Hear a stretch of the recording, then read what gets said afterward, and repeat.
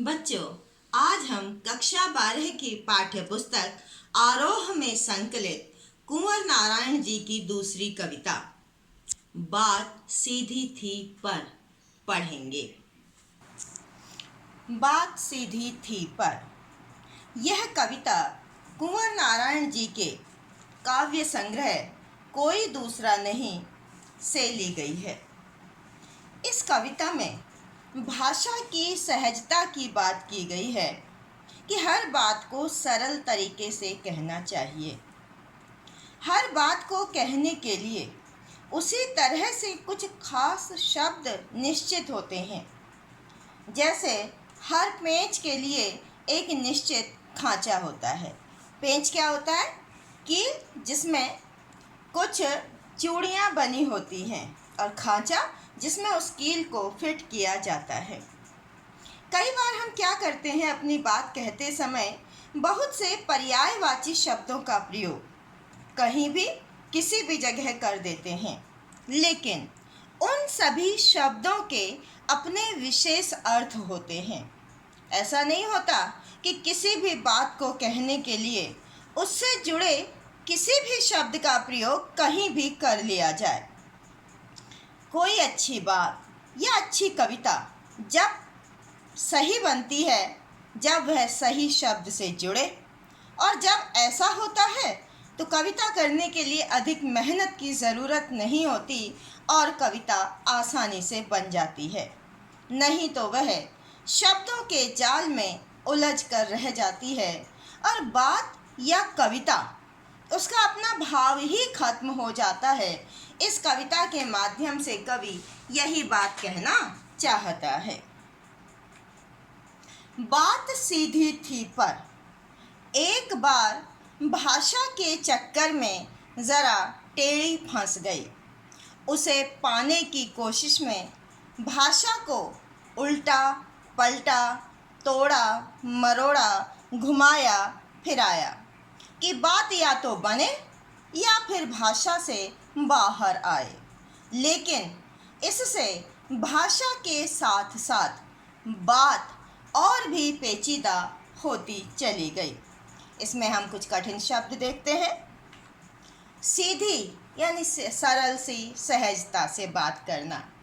टेढ़ी फंसना यानी बुरी तरह से फंस जाना। पेचीदा होना, मुश्किल या कठिन हो जाना। कवि यहाँ पर भाषा की सहजता की बात कर रहे हैं, भाषा की सरलता की बात कर रहे हैं और इस कविता के माध्यम से बताना चाहते हैं कि अक्सर क्या होता है, चमत्कार के चक्कर में भाषा कठिन बन जाती है। भाषा के चक्कर में, यहाँ भाषा के चक्कर से तात्पर्य है भाषा को ज़बरदस्ती अलंकृत करना। अलंकृत करना क्या होता है, उसमें रसों का, अलंकारों का, मुहावरों का, छंदों का प्रयोग करना, जिससे भाषा में एक चमत्कार उत्पन्न हो जाए। तो कवि यही बात कहना चाहता है कि बात सीधी थी, यानी कवि अपने मन के भावों को सीधे सरल रूप से व्यक्त करना चाहता था, कहना चाहता था। लेकिन इस संसार की प्रवृत्ति क्या है, संसार की प्रकृति क्या है कि वो किसी भी बात को सीधे सरल रूप में ना चाहकर एक प्रभावी रूप में चाहता है, एक चमत्कारिक रूप में चाहता है। और इसीलिए कवि ने भी ये चाहा कि वह अपनी बात को चमत्कारिक रूप से प्रकट करे। उसमें छंदों का, अलंकारों का, रसों का, शब्द शक्तियों का, मुहावरों का इस ढंग से प्रयोग करे कि लोग उसको देखकर चमत्कृत हो जाएं। पर भाषा के चक्कर में ज़रा टेढ़ी फंस गई। लेकिन वह जो बात थी, भाषा के चक्कर में फंसकर अपने भावों को ही नष्ट कर बैठी। भावों की जो सहजता थी वो नष्ट हो गई। यानी इन पंक्तियों के माध्यम से कवि क्या कहना चाहता है कि उसकी बात तो बहुत सीधी सी थी, साधारण सी थी, लेकिन भाषा के चक्कर में उलझकर वह टेढ़ी हो गई, यानी कठिन बन गई। उसे पाने की कोशिश में भाषा को उल्टा पलटा, तोड़ा मरोड़ा। तो कवि कहते हैं कि मैंने अपनी मुख्य बात को कहने के लिए, मूल भाषा को बात को कहने के लिए मैंने कभी शब्दों को बदला, कभी वाक्यांशों को बदला, कभी वाक्यों आदि को बदला और उसके रूप को बदला, उसके शब्दों को उलट पुलट कर मैंने प्रयोग किया ताकि उसमें एक चमत्कार उत्पन्न हो जाए। फिर इससे क्या हुआ कि बात या तो बने या फिर भाषा से बाहर आए। तो इससे मैंने कोशिश की कि इस प्रयोग को करने से शायद उसका काम बच जाएगा और वह भाषा से बाहर आ जाएगी, यानी भाषा का जो उलटफेर है उसके चंगुल से मुक्त हो जाएगी। लेकिन उसे इस काम में कोई सफलता प्राप्त नहीं हुई। यानी कवि की क्या कहना चाहता है इससे कि अपनी बात को कहने के लिए उसने भाषा को और भी कठिन और अलंकारिक बनाने की कोशिश की और इसका परिणाम क्या हुआ? बात और भी पेचीदा होती चली गई, बात और भी कठिन होती चली गई, उसकी जो मूल भावना थी वह समाप्त होती चली गई। इसमें हमारा एक प्रश्न आता है कला पक्ष से संबंधी यानी भाषा संबंधी। इस कविता में जो हमने अभी पंक्तियाँ ली हैं उसमें इससे संबंधित हम कुछ विशेषताएं देखते हैं। अगर हम इसमें भाषा की बात करें तो इसमें तत्सम शब्दावली युक्त खड़ी बोली का प्रयोग है। अलंकार यदि हम इसमें देखें तो अनुप्रास को हम देखते हैं की, कोशिश, साथ साथ, क्योंकि इसमें यह अनुप्रास क्यों है? क्योंकि इसमें एक से ही वर्ण बार बार आए हैं। दूसरा अलंकार इसमें प्रयोग हुआ है हमारा पुनरुक्ति प्रकाश अलंकार, साथ साथ। यहाँ दोनों शब्द एक साथ आए हैं, एक ही शब्द दो बार आए हैं, इसलिए हमारा ये पुनरुक्ति प्रकाश अलंकार है। इसके अलावा मुहावरेदार भाषा का भी प्रयोग है, इसमें मुहावरों का भी प्रयोग है। टेढ़ी फंसना, पेचीदा होना, ये क्या है? मुहावरे। इसमें बिंब कौन सा है? दृश्य बिंब। हम देख रहे हैं साफ कवि को अपनी भाषा को अलंकारिक बनाते हुए, इसलिए इसमें दृश्य बिंब है और यह रचना मुक्तक छंद में है। आगे देखते हैं। सारी मुश्किल को धैर्य से समझे बिना मैं पेंच को खोलने के बजाय उसे बेतरह कसता जा रहा था, क्योंकि इस करतब पर मुझे साफ सुनाई दे रही थी तमाशबीनों की शाबाशी और वाह वाह। शब्दार्थ देखते हैं इसके। मुश्किल, कठिनाई, धैर्य, धीरज, पेंच, मैंने अभी थोड़ी देर पहले बताया था कि कील में जब चूड़ियाँ कसी जाती हैं तो वो पेंच कहलाता है। बेतरह, बुरी तरह से। करतब, करतब होता है किसी चमत्कार, यानी जो मैं कर रहा था। तमाशबीन, जो तमाशा देखने वाले लोग होते हैं। साहित्य के अर्थ में यहाँ श्रोता, दर्शक की हम बात कर सकते हैं। वाह वाह, प्रशंसा।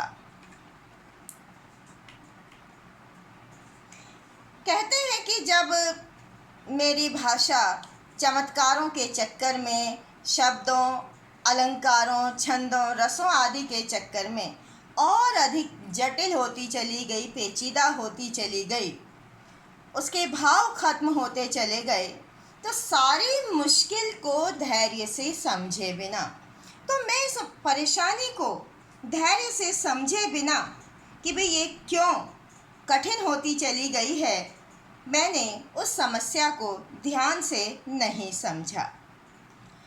मैं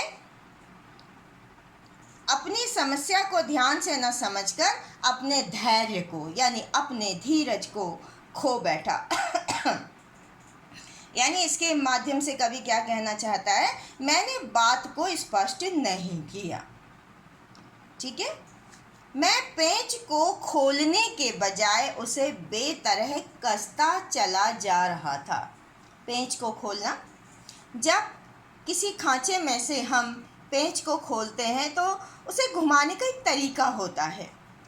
अगर आप एक तरफ को खोलते हैं तो वो कसता चला जाता है, दूसरी तरफ को खोलते हैं तो वो खुल जाता है।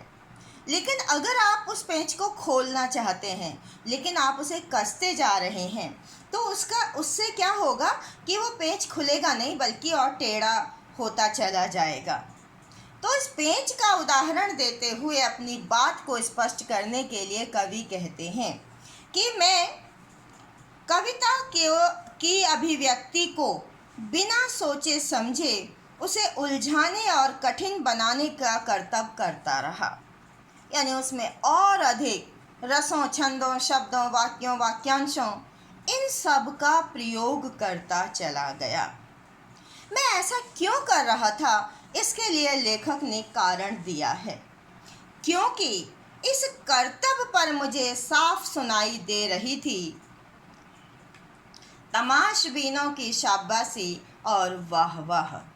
यानी जो मैं ये शब्दों का चमत्कार उत्पन्न करता जा रहा था, जो कर्तव्य मैं दिखाता जा रहा था, तो जैसे जैसे मैं अपनी भाषा को और जटिल बनाता जा रहा था और अधिक अलंकारिक बनाता जा रहा था, चमत्कारिक बनाता जा रहा था, जो उस कविता को सुनने वाले लोग थे वो मेरी प्रशंसा कर रहे थे, मुझे प्रोत्साहन दे रहे थे।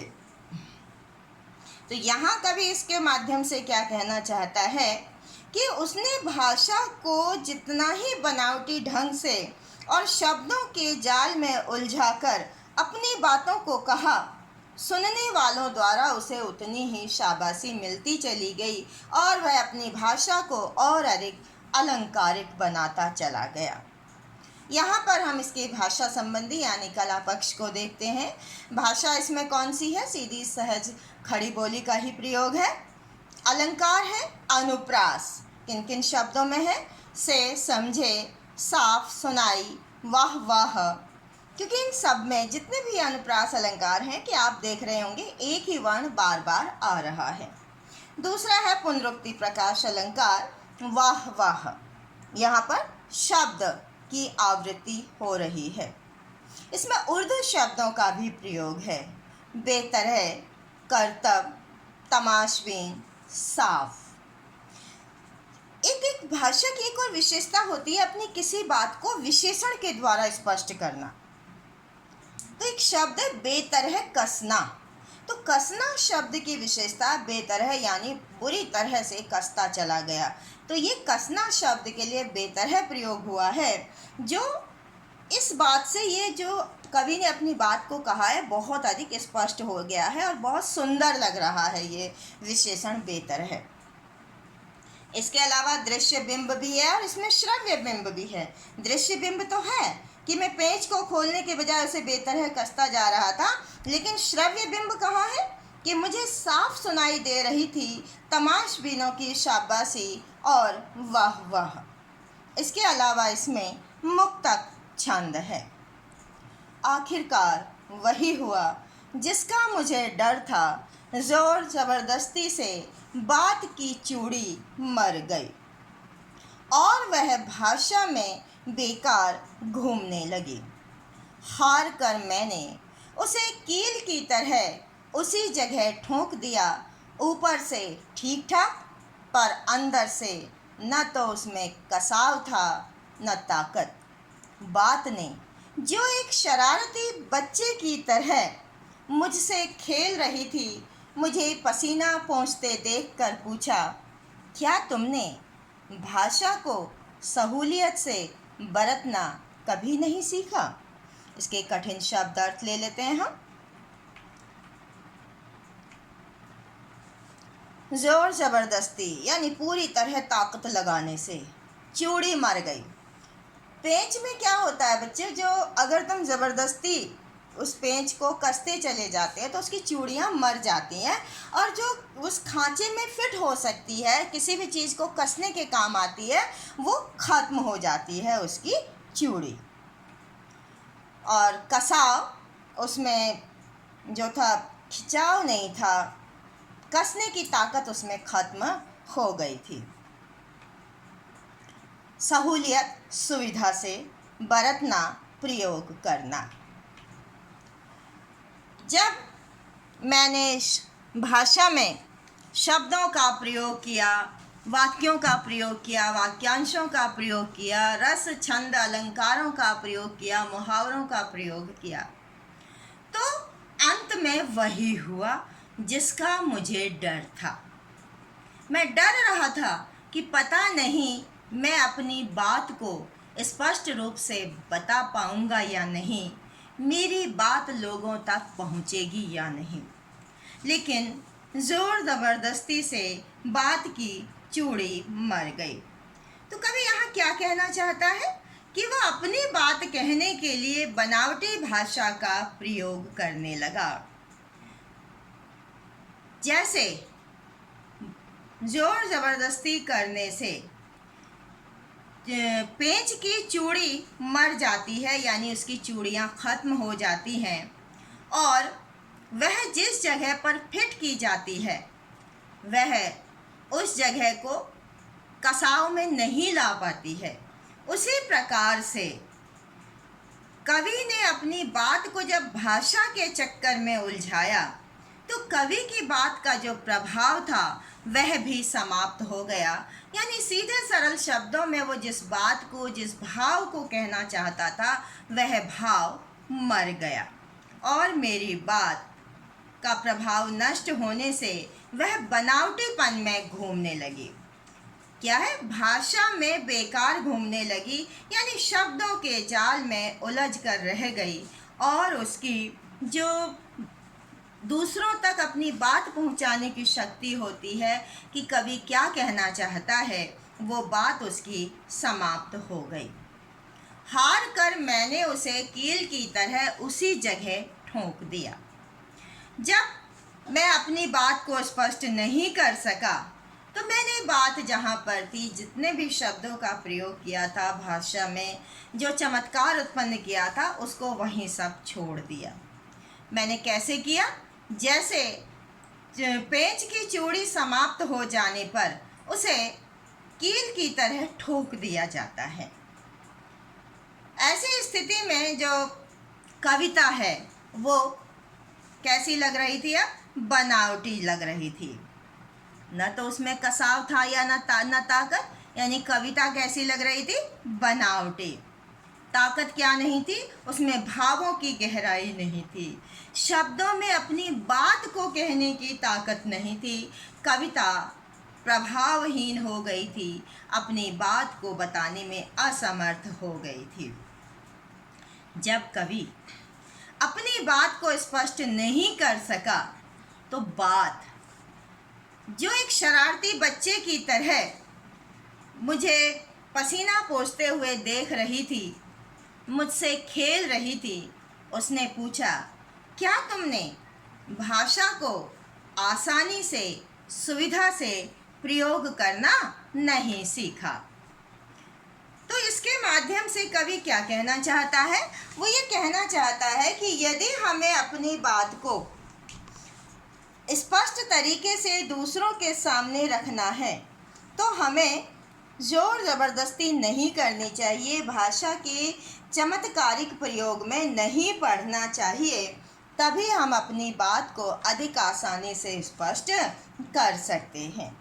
अब हम इसके कला पक्ष को देखते हैं। इसमें सहज सरल खड़ी बोली का ही प्रयोग है।